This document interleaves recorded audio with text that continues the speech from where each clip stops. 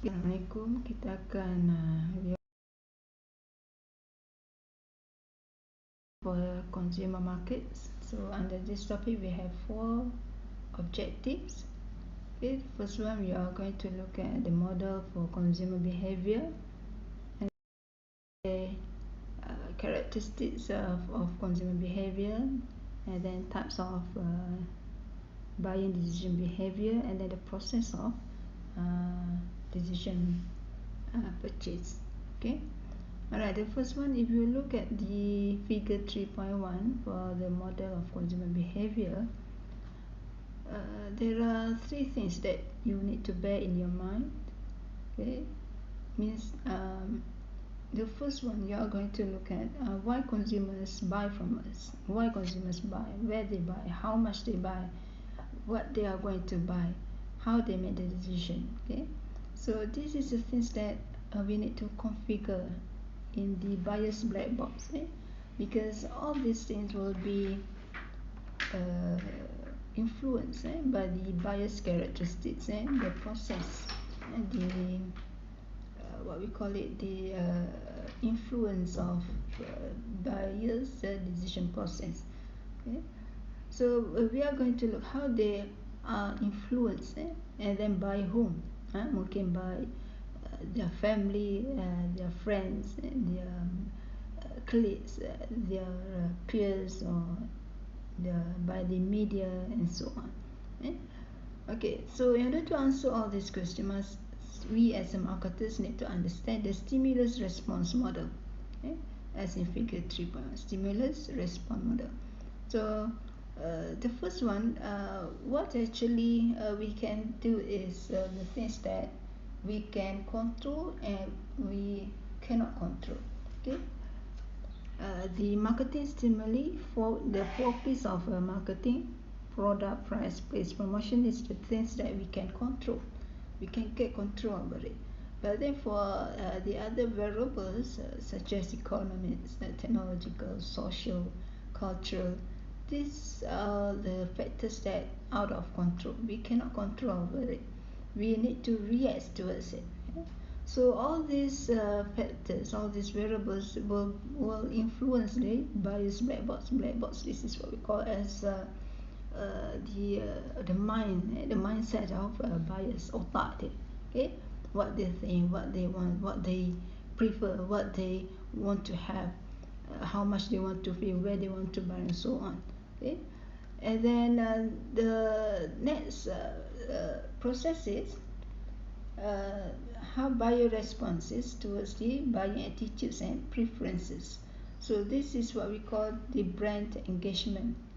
What we try to engage with customers, with buyers, in order to influence them. All right. Okay, and then look at the 2 parts of black box here. First, the buyer's characteristics influence how they perceive. So this one will be the variety of factors that could influence them: the cultural, social, personal, psychology. So kita akan lihat satu persatu yang ni. Then the second is dalam consumer's black box is the decision process that could affect his or her behavior. So this decision process might need to be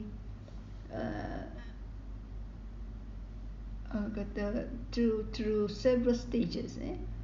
It depends on what kind of products that they want to buy. If the product is quite complex, let's say for example they want to buy laptop, high-tech product, or a car or house, or any high value product, so they need to go through some steps, some critical steps in order to, before they come up with their decision. For example, here for the need recognition, information search, and then they will will go for the alternative evaluation. It could be, if you want to buy a phone, smartphone, you could be you are going to look at several brands that you could prefer based on your budget. Okay, so and then the alternative valuation, it could be the purchase decision and also the post-purchase behavior. Let's say if you buy a car, it could be the purchase decision, what kind of cars you want to have, and then the post-purchase, what will be the things that the car provider will provide to them after sales purchase. Okay, so look at the characteristics affecting consumer behavior here. So kalau kita lihat di sini for the figure 3.2 factors influencing consumer behavior, there are 1, 2, 3, 4 types here. The cultural factors, okay. Cultural factors is the things that could be very profound, very broad, can affect consumer behavior. So it could be, it could have two factors here, two subsequent factors, subculture and social class. So if you look at the what does it mean by culture here? Culture is some kind of what we inherit, kita wariskan daripada society, from our folks, from our family, from our institution or wherever where we belong to, where the society we growing up. For example here, a child learns fundamental values, kita since a baby and then kita grow up. All the values that we learn daripada kecil hingga besar. What's the perceptions, wants, practices, like orang Melayu, we cannot, we have been taught with kata nilai-nilai Islam dalam keluarga, bagi salam, kena buka kasut, tak boleh pakai kasut dalam rumah, what else, macam-macam nilai lah kan. So all these things what we learn, what we inherit, yang dipanggil sebagai culture lah. So marketers, as a marketers, kita perlu faham this culture shift. It depends on what kind of product that we want to offer. Is it what we call it, privately for Muslims, for example. Kalau makanan katakan for Muslims, we need to have halal status, ataupun we could aware about any ingredients that we use. Okay. Then the second one is subculture. Subculture here is include nationalities, religions, racial groups, geographic regions. For example, here in Malaysia, instead of we say we are Malaysian, then we have 3 subcultures groups, Malay, China, Malay, Chinese, and Indians. Okay, then we might have Kelantanis, Terengganis, Sabahan, Sarawakian, and so on. So this is what we call as a subculture. Okay, then what else? Okay, in Malaysia, we do not have such a big problem with language.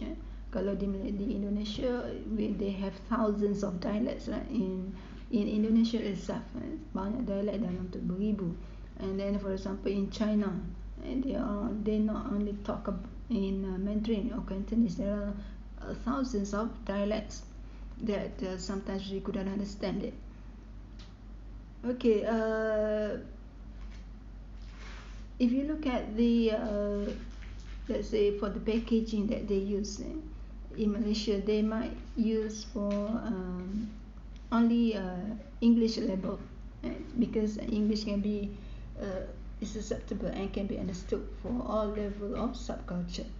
And another example for international level, for example, there are some packaging they use Arabic language, or English language, or French, or any other language. So kalau lihat dalam IKEA labeling package, they might have several languages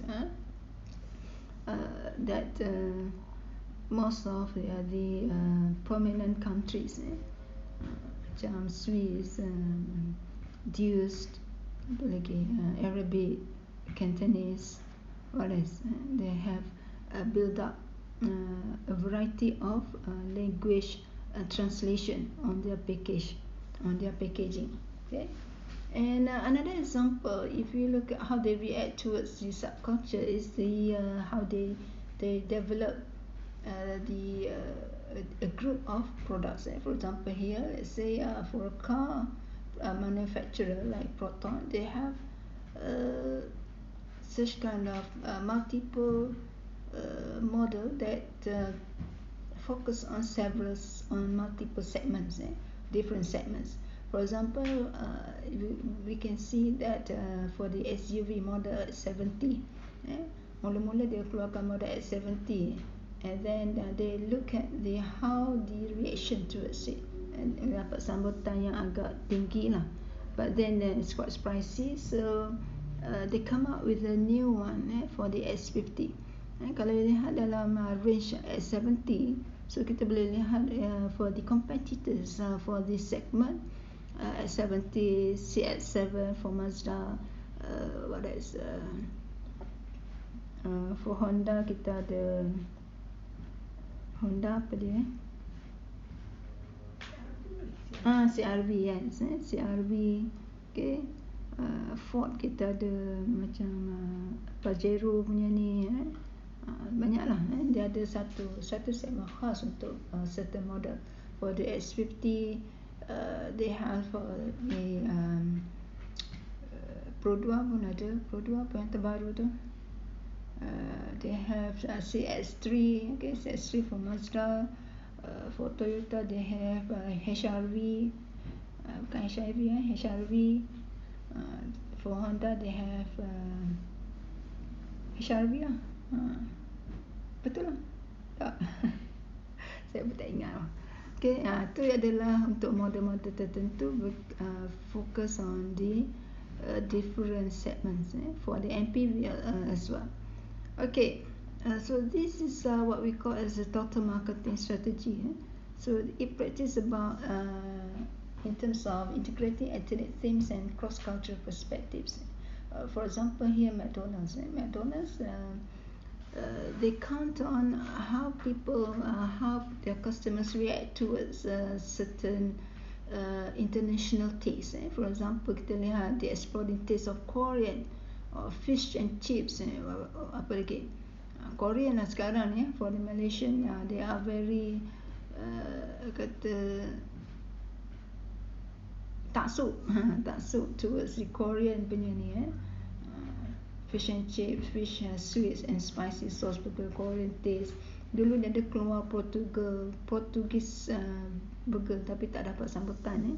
And then mungkin because of Thai delights, Thai delights is quite famous, so they come out. KFC dia keluar dengan ayam berperasa Thai, kan, macam tu lebih kurang. So this is the total marketing strategy. So yang ketiga adalah social class. This is they share the similar values, interests and behaviors within the social class. So there are social class ni dia bukan sahaja affected by the single factor macam income saja. Kita tengok income B40, M40, lepas tu H40 ke benda ke.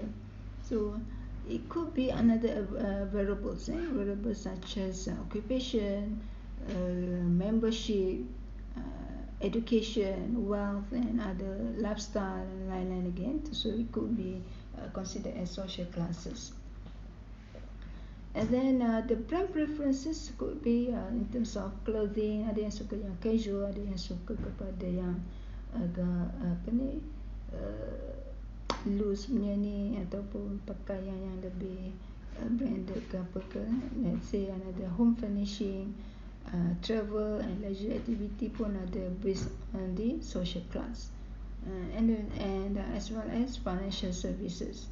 So kalau kita lihat contoh produk insurance, they have multiple, they have kata ranking of products they offer from kata produk yang bernilai jutaan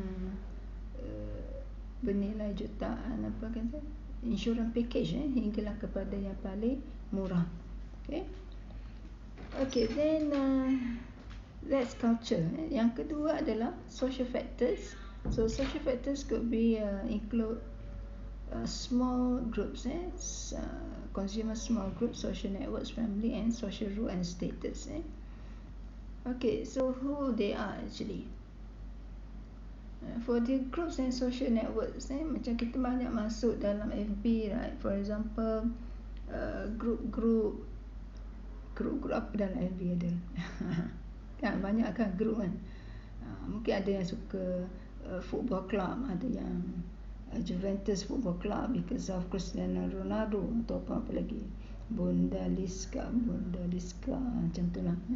So it could be these are things that could influence how they react towards the purchasing. Macam ada TFC, Terengganu Football Club, macam tu, JDT. And then ada juga based on exposed to a person, macam Datuk Siti Nurhaliza, apa lagi macam Nolofa, who else, banyaklah, banyak yang menjadi spokesperson.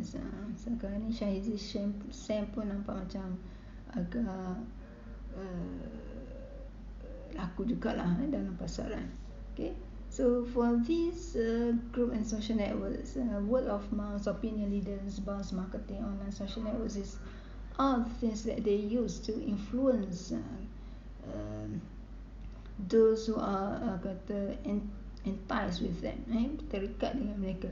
For example, for the word of mouth, macam Sheila Rosli, dia kata, oh bagus ni seasoning ni, bagus untuk masak, berderu orang beli. Contoh macam Datuk Rizaman, dia kata apa-apa saja dia offer je apa-apa, berduyun-duyun orang beli kan, sekejap je macam goreng pisang. That's a word of mouth.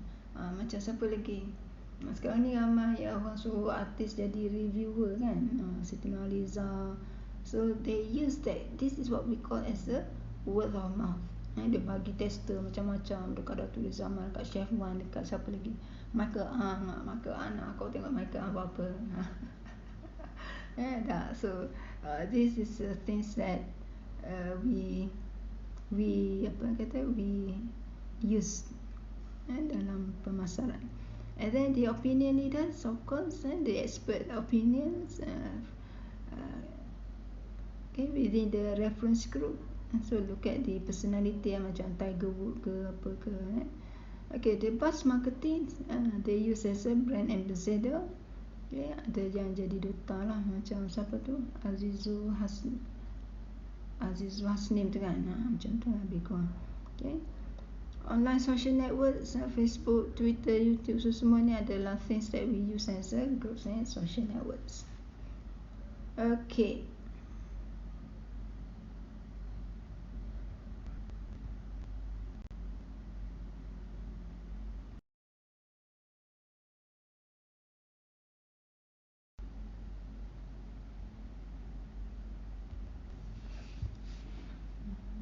okay, we are going to continue the second.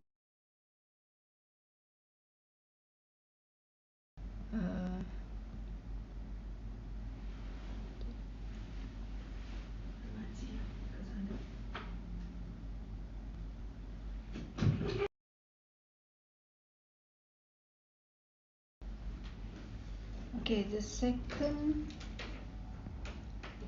social factors that we are going to discuss is family. The most important element that can influence our purchase behavior or decision. Most of children, or in fact for children or any youth, for youth, some of them still rely on their family members to make any decision regarding their purchase. Okay, so maybe we are going to look at the influence husband and wife, children, and parents, in fact our relatives and so on. Okay, then the most influence here that we are going to look is about children. Children, they can basically, they do not have power to do any decision making, but they actually influenced by their parents on what they will purchase ataupun what they will consume when growing up. Okay, macam contoh beli baju, so our parents will decide what we are going to wear. Okay, nak pakai baju apa, especially macam hari raya ni, what kind of baju, what kind of colour, what kind of price that we need to pay, shoes or whatever. So semua tu will be decided by our parents. So maybe they will ask us they will ask their children what they like or dislike, but then still they have a power to influence. Oh, tak payahlah ni, tak payah ni, tak cantik ni, mahal ke apa ke. Okay, then the third one is social roles and status. So some of us might belong to any groups, clubs, organizations, and online communities. Sometimes we are going to look at the FB.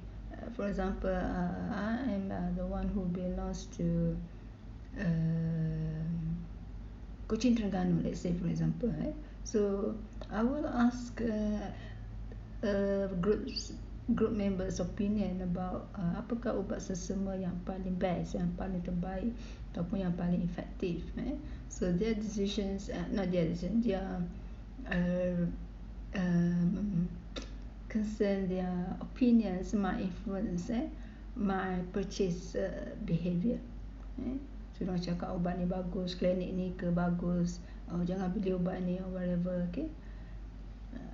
So begitu juga dengan clubs. If clubbing, kita pernah dengar clubbing, right? Executive clubbing ataupun golf clubs and ataupun persatuan mahasiswa ke apa ke. So you might be influenced by certain things in making a decision. Okay, so it will be reflected. So kita ada kaitan dengan self-esteem lah. Kalau kita tak match with certain criteria of certain membership ataupun club, so dia akan affect our ego kat sini. Kalau kau nak jadi sebahagian daripada club ni, kau kena ikut sekian kriteria macam ni. So that one will be the things that things to be discussed in roles and status. Okay, then the third one is dalam social role and status kita lihat ada personal factors here. Okay, some bio decision they might influenced by individual characteristics, okay, such as occupations, age, stage, and economic situation, lifestyle, personality, and self-concept. For example, macam lihat macam telefon apa ni, cat. They have because cat, kalau brand cat ni, kalau you all tahu macam mana cat, Caterpillar punya ni kan, so they deal with some kind of construction machinery, heavy kata masculine punya ni kan, challenging environments. So their products might try to influence occupation of any persons that deal with such kind of environment. So yang tahan lasak, yang very robust, kata kalau jatuh dalam air pun boleh lagi, and so on. Okay, then next adalah age and life stage. Sometimes kita lihat, sometimes dari segi marriage, daripada kahwin, single mother, kita long range, kita daripada dua orang coupling, ada kahwin, and then might have children. After that, 1 children, 2 children, and then might be they need to have bigger decision. Kalau beli rumah mungkin dulu duduk dalam bilik sewa je kan, masa bujang, and then bila dah kahwin, you need to have a house, of course, right? Balik apartment ataupun rumah satu bilik pun tak kisah, right? And then might be you are going to have children. Okay, kalau seorang children mungkin it doesn't matter to have rumah yang satu bilik, 2 bilik. But then if you're growing up, ada seorang anak, 2 anak, 3 orang anak, so you might need to think about bigger house, ataupun bigger cars. Might be you are looking for MPVs. MPV And then kalau kalau income ke meningkat ke apa ke, itu semua adalah bergantung kepada age and life stage. Okay, then for the economic situation, marketers watch trends in spending, personal income, saving and interest rates. So let's say macam Habib Jules baru ni kejatuhan the price of gold keep on decreasing and decreasing. So masa itulah Habib Jules boleh bagi kata diskaun kau punya sampai sesak dalam kedai Habib Jules dekat KTCC, ramainya orang beli emas. Right. So itu yang ada reflect towards the economic situation, right? Like another example, China, they rapidly introduced low-cost smartphone. Okay, doesn't macam there is no regret towards equality. Macam Xiaomi, Huawei pun sekarang dia bukan lagi sebagai low cost. So they tend to go up, try to skill up, to apa kata, naikkan taraf diorang, Huawei ni, Oppo juga, but then still they cannot beat with Samsung and iPhone, right? Okay, the next one is lifestyle. With the this is what we call as consumer psychographics. Psychographics. So it depends on several dimensions. Sometimes some dimensions to be we call as AIO dimensions. Affection, interest and opinions. Affections, affects, interest and opinions. AIO. So it relates with work, hobby, shopping, sports, social events. So if we are the AIO ni banyak diguna for the tourists, for the tourist travelling punya segments. Those kalau kita dengar ada backpackers, right? Backpackers, those who travel macam long ranger macam ni, dia orang bawa knapsack je, satu knapsack, satu bag je, and then they travel some along some countries, pergi travel beberapa countries. So some of them is interest in terms of food, fashion. Ada yang suka food, they travel because of their food hunger. Pergi selatan Malaysia sebab dia dengar makanan kat sini sedap, makanan kat Terengganu sedap, Kelantan sedap, ada sini, so kita pergi. Then the next is another example, like a body shop. Body shop, they tackle on those who are organic punya produk, organic ataupun kata non chemical, non animal testing, banyak lagi. So they tackle bagi customer yang concern about that matter. Ini yang kita panggil ethical consumerism lah. Macam kat Malaysia pun kita ada persatuan pengguna Islam, right? Persatuan pengguna Islam yang fokus kepada halal produk. So it might be that will be the things that will influence our buying attitude as well. Okay, then next is personality and self-concept. This is a unique psychological characteristics in terms of self-confidence, dominance, social being. Dan sometimes kita lihat ada setengah orang because ada personality, dia orang suka pada yang agresif, dia orang suka pada macam branded punya ni, dia orang tak beli masa sale ni. Masa sale kan kau tengok kat shopping complex kan, dia keluarkan habis yang lama-lama dia buat sale. Kadang kalau if you look at the Sogo semua tu, they purposely produce macam jeans, macam jenis balm ke apa ke, gelang, longgok banyak, right? Itu dia purposely manufacture that product, that jeans for sale. Bukan yang brand yang biasa-biasa kita beli yang mahal tu. But then kalau ada setengah produk such as Timberland, saya suka kalau macam Timberland sale, Levi's ke apa ke, dia orang tak sale yang barang-barang yang dijahit khusus untuk sale, but then they sell whatever they have in their store, sebab they will come out with a new collection, right? So yang sedia ada tu dia orang sale 50%, 40%, 30%. There is no, dia tak ada lah masalah tipu atau tipu kat situ. Okay. Ni kita panggil brand personality lah. Ada setengah orang dia look at the prestigious, macam Venica, dia terkenal dengan adventurous, individualistic, open-minded, creative, savvy, yang untuk orang muda lah. Tapi ada juga orang tua yang suka, right? Tapi dia lebih kepada segmen orang yang some kind of ada personality yang macam ni, macam Gucci, Louis Vuitton, Burberry. Ni adalah class and sophistication. So this is the thing that we try to relate with self-image and personality. Okay, then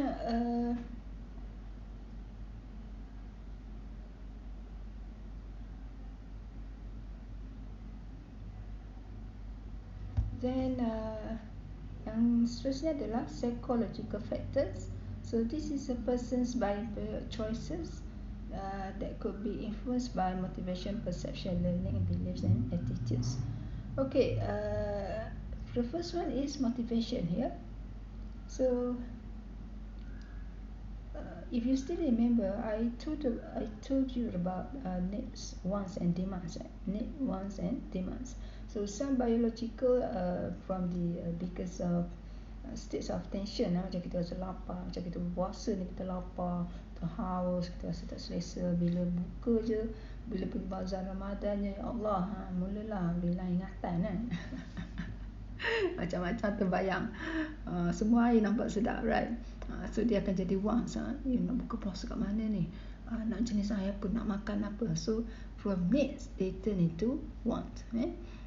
Okay, other psychology could be in terms of recognition, esteem or belonging, right? So yang ni saya rasa saya dah terang dalam first chapter itu. So if you still can remember, we refer to Maslow hierarchy needs, right? When you fill up from the first stage, psychology, physiological needs, and then safety needs, social needs, then you go to the up level of needs, in terms of self-esteem and juga self-actualization. Okay, so yang ni boleh baca lah. Okay, then the next one is learning. Okay,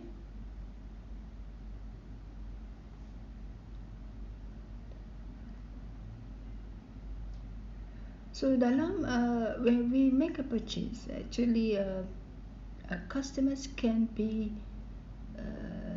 taught,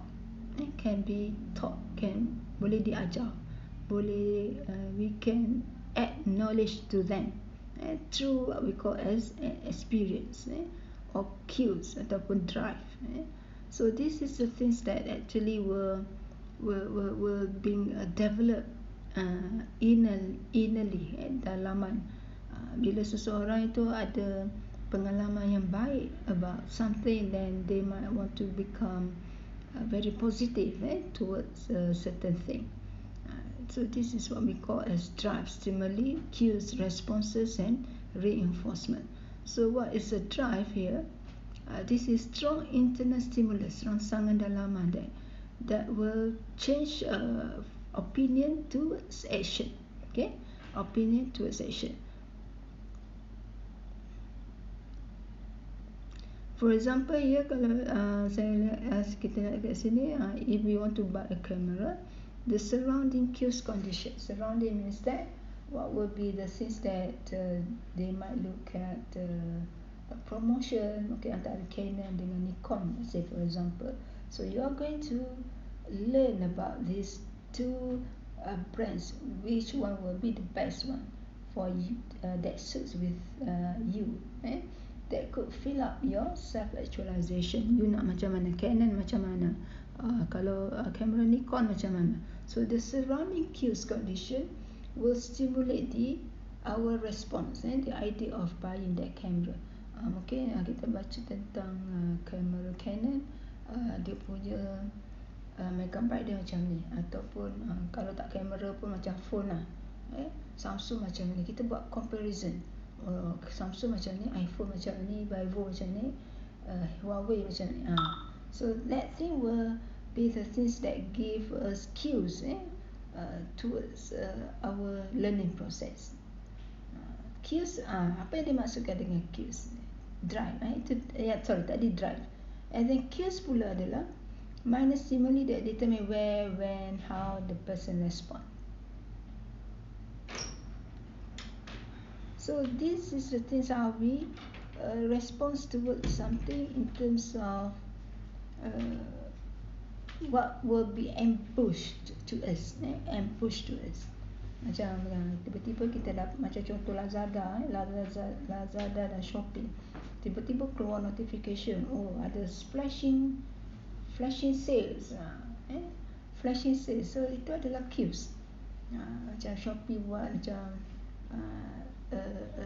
kata 50% free delivery voucher be given, hurry up. Okay, so itu adalah cues that will influence our response towards nak beli ke tak nak beli. Okay, and then yang ketiga adalah reinforced.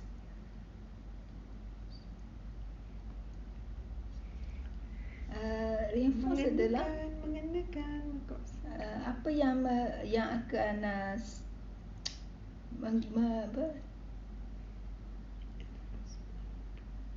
yang akan kata apa reinforce ni, menggalakkan kita ataupun will influence us to buy. Okay, kita nak beli ke tak nak beli ke macam mana, apa yang akan mempengaruhi kita. So if the experience is rewarding, maksudnya daripada drive tadi, then kita relate to cues. If the things is positive, rewarding, macam kita beli ni, kita katakan kita beli kamera Nikon, kita akan dapat tripod, kita akan dapat back casing, kita akan dapat apa lagi, lens, free lens atau zoom ke berapa ke, ataupun dapat extra flash. So that thing will become reinforced, encourage us to buy. And then the next time kita akan beli, and kita akan lihat pula which shops yang kita nak beli. Kita nak beli dekat online ke, ataupun kita nak apa, kita nak beli dekat kedai ke, ataupun shop macam mana-mana lah. So that thing will influence the things that is significant to influence sama ada kita nak beli ataupun tidak. Okay, alright. Dan yang keempat adalah belief and attitudes. After being through the learning process, kita lihat dari segi